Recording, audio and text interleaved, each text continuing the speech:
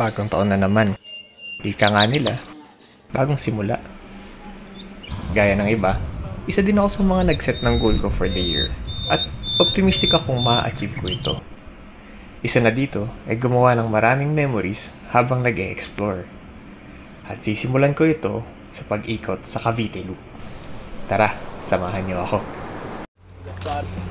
Tawag dito, yung toolbox ko nawala. Nasaan ba? Pinasok ko pala sa loob bago ako umalis. Sobrang para. Medyo kinabahan ako kasi first time kong gagawin to eh. Hindi ko alam if kakayanin ba ng hita ko. Pinadya ko ka. Piniga ako yun nung Wednesday. Sabi ko, pag sumakit ako, cancel ko yun.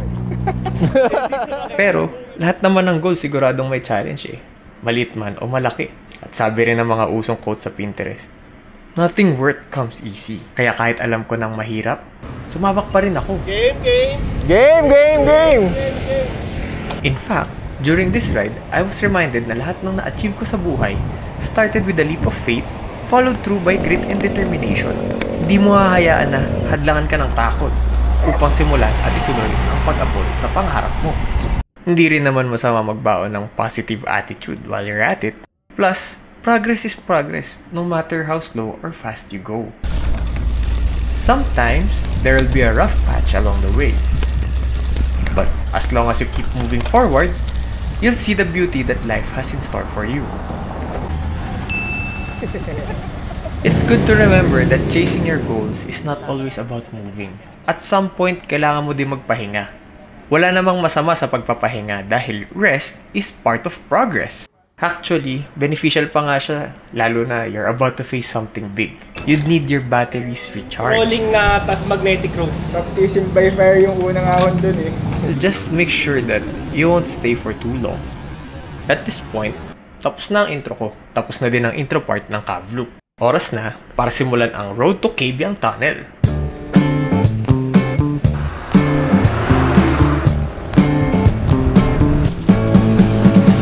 Kuya, wait lang.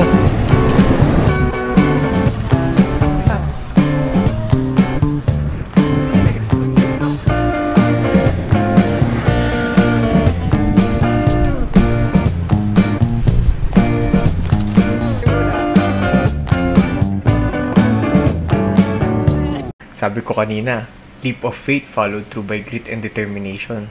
Ito na yung part kung saan kakailanganin ko ang grit and determination. Nagbababa na ako. And with proper planning and execution, walang balakid ang hindi mo malalampasan.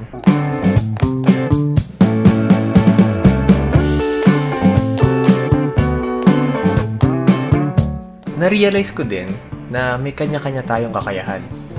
Maaaring yung madali sa'yo, mahirap sa iba, at ang madali sa iba, mahirap para sa'yo. Ganon talaga eh. Pagdating sa taas, nagpahinga ulit kami.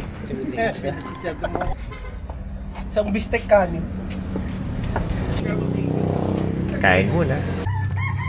Sabi ko, tara. Saka, kwentuhan na rin. Ang init-init. Pagdilat ko, tirik na tirik yung araw. Ang sakit na. Yun nga, ang ganda ng araw nun. As in, walang kapatak-patak. Hindi ko malilimutan yung linamnam ng sabaw dito. Parang may second life ako pagkahigop. Wala pa kami sa Cabiang Tunnel, pero malapit na.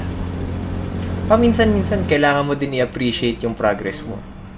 Pwedeng feeling mo hindi ka pa umuusad, pero through consistent efforts, malayo na pala ang narating mo.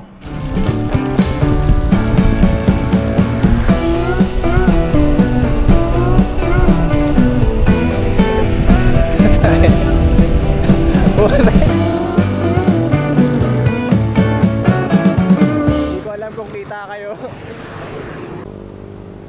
At dahil mahilig ako sa buko juice, huminto muna kami for a quick refill.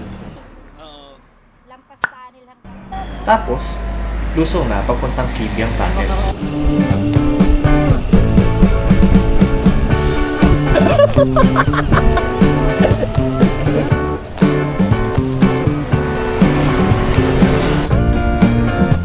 Ito na yung part na inaani mo na yung mga pinaghirapan mo akyatin kanina.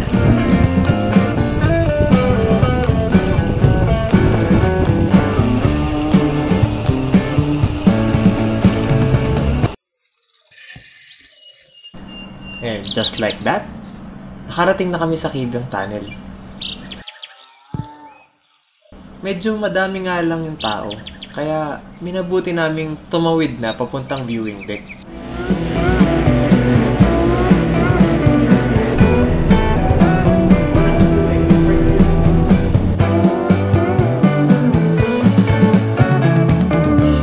Dito sa viewing deck, talaga namang nakaka-relax pag ganyan yung mga tinitignan mo. It's like you're one with nature. Masarap pa nga sana magstay, pero kailangan pa namin pumuntang Batangas eh. Kaya, banat ulit. Ahon ulit. Pahinga ulit. At ang pinakamasarap, lusong ulit.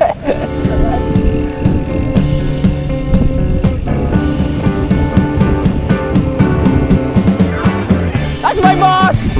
That's my boss!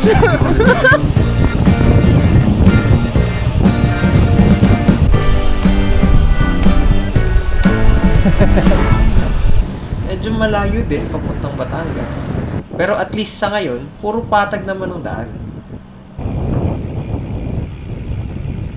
Pag 50. Inabot na kami ng nagpas alas 12 sa daan. Kaya minabuti naming magpahinga at magmerienda muna. Medyo gutom na ako dito. Pero mas mainam na sa bayan na kami kumain ng kanin para malapit-lapit na sa Tagaytay. Isang stretch pa papuntang bayan. Pero hindi mo mararamdaman ng pagod dahil sa mga magagandang tanawin.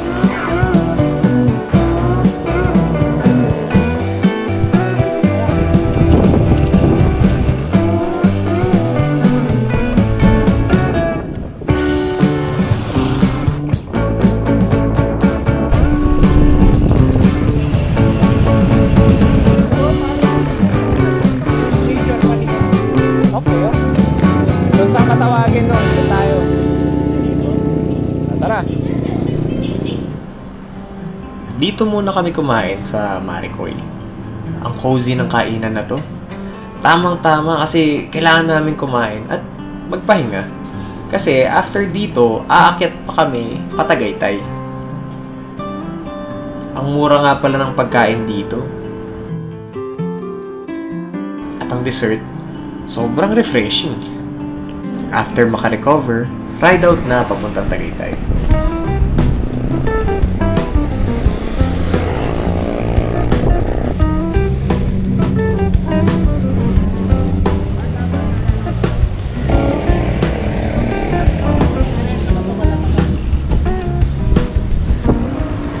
Malayo pa yan.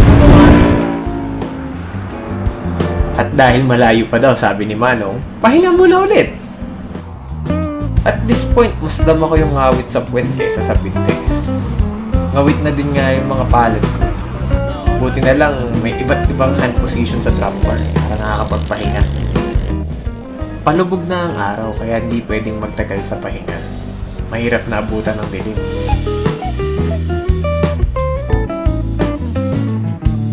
Slowly but surely lang ang pag-atake para hindi maubusan ng energy.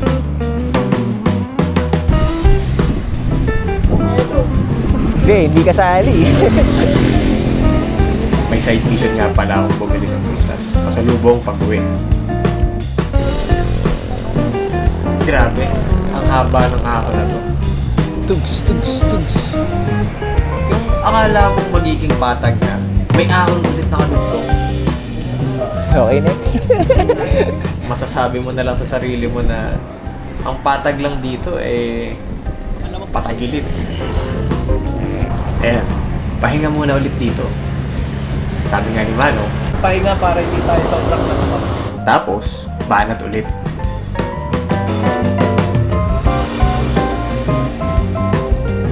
Hindi ko nakita si Manong sa likod. Hindi ko na rin kita si Wilma sa harap. Malamig na yung hangin nung paakyat. Kaya huminto kami sa petrol para magkape. Mainitan lang yung katawan.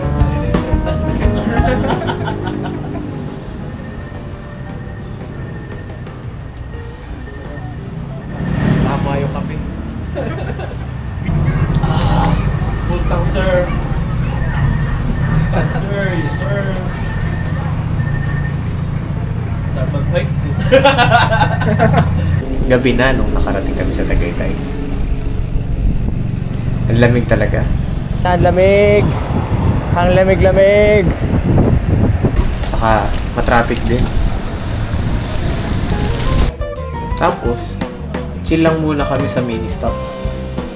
Once maabot mo na kasi yung Tagaytay, tapos na yung mahihirap na parts. After dito, puro pababa na lang pabalik ng Cavite. So, daan kaming Silang, Silan! Dasma, Imus,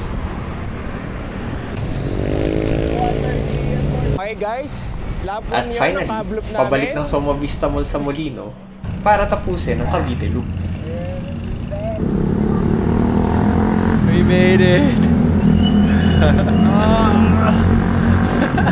Ang saya sa feeling na magawa mo yung isang bagay na pangarap mong gawin noon. This may be the first, but it will not be my last. Salamat kay Gab at Wilmer. Sobrang laking tulong na alam nyo yung tamang pacing para hindi malaspag. Ang swerte ko sa company nyo na kahit madugo sa katawan yung ride, ang gaan naman sa loob. Kasi magkakasama tayong gawin to. Salamat din sa mga nanood. At sana nag-enjoy kayo.